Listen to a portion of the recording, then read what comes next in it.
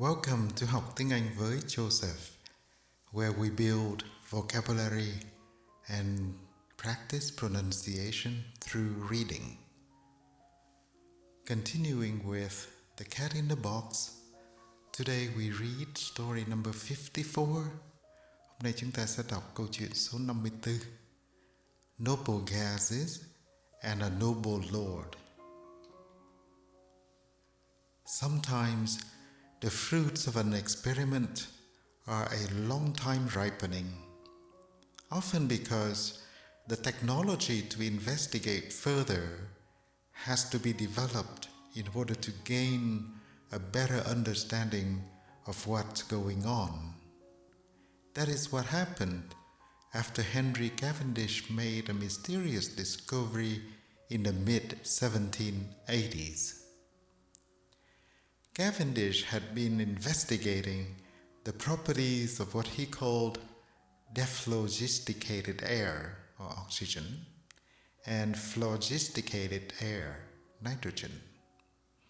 By making sparks pass through a mixture of these gases, he was able to make what we now know as various oxides of nitrogen. But while carrying out these experiments, he noticed something odd.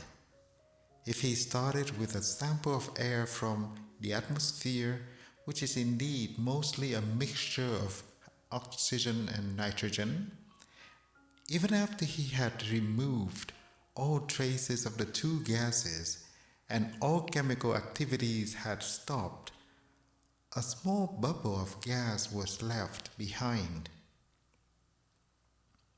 This, he noted, was certainly not more than 1/125th of the bulk of the phlogisticated air, which shows that a skilled experimenter he was. But he had no idea what it could be. These things stood for more than a century.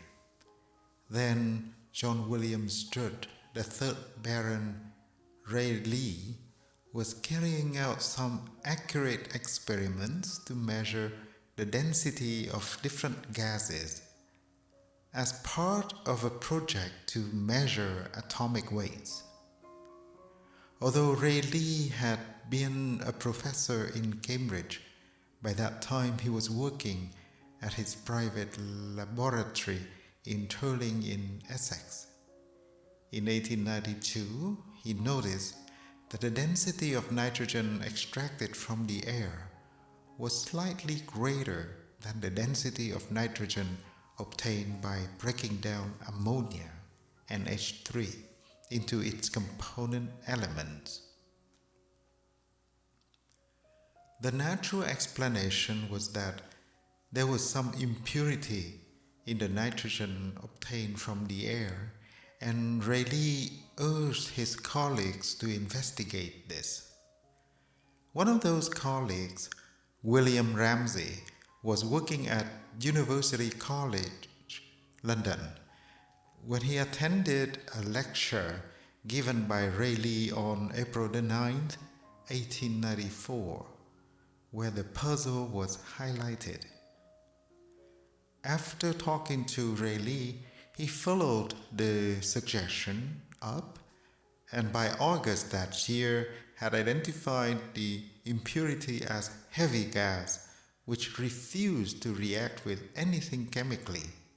So he called it argon, from the Greek word for lazy.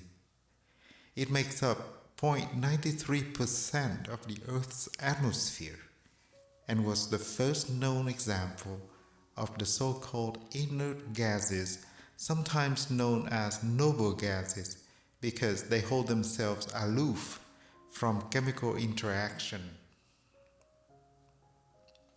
But as Rayleigh later pointed out, argon must not be deemed rare.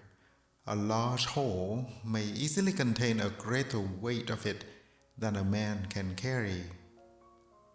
In his presidential address to the Royal Society at the beginning of 1895, Lord Kelvin referred to the discovery as the greatest scientific event of the preceding year. Ramsay and Rayleigh published a joint paper on the discovery later in 1895, and Ramsay went on to discover other inert gases now known as helium, neon, krypton, xenon, and radon.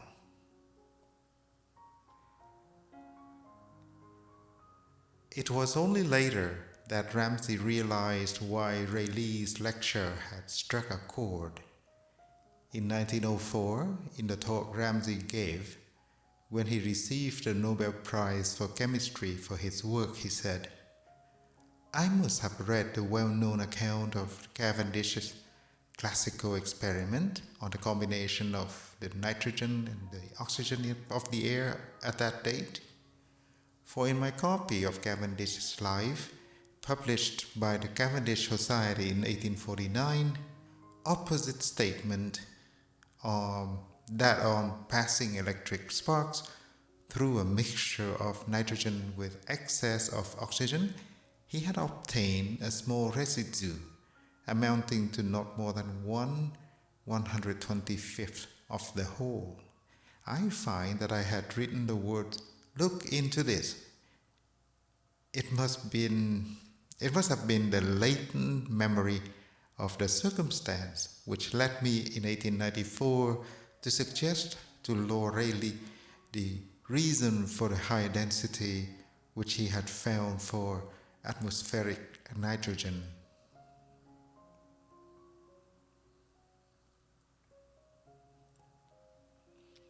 Ramsay's Nobel Prize was for chemistry. The same year, Rayleigh received the Nobel Prize for physics for what was essentially the same work. Rayleigh's citation read, "For his investigations of the densities of the most important gases and for his discovery of argon in connection with these studies," while Ramsay's read, "In recognition of his services in the discovery of the inert gaseous element in air and his determination of their place in the periodic system." But the second citation highlights the significance of the discovery and why it was worthy of such recognition. The discovery of the inert gases was fundamentally important for the developing understanding of the atomic structure. These gases form a category or group of their own in the periodic table of the elements developed by Dmitri Mendeleev. In the 20th century, when Niels Bohr developed his explanation of chemistry in terms of atomic structure, the inertness of these gases was explained in terms of the distribution of electrons in their atoms, with the outermost layer or shell of electrons being in a stable configuration that does not allow the electrons to link up with other atoms. All right. To the vocabulary section, lots of words today. Ripening, dephlogisticated, phlogisticated, oxides, odd, bulk, century, density, ammonia, impurity, impurity,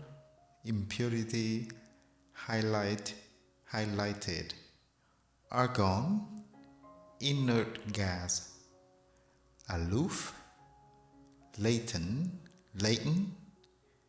aloof, latent, citation, determination, periodic system, recognition, atomic structure, periodic table, periodic table. Inertness, inertness. Outermost layer, outermost layer. Configuration, configuration.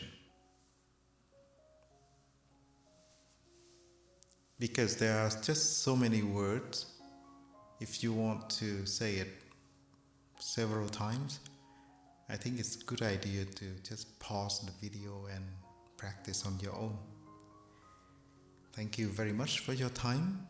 As always, I will see you in the next story. Bye for now.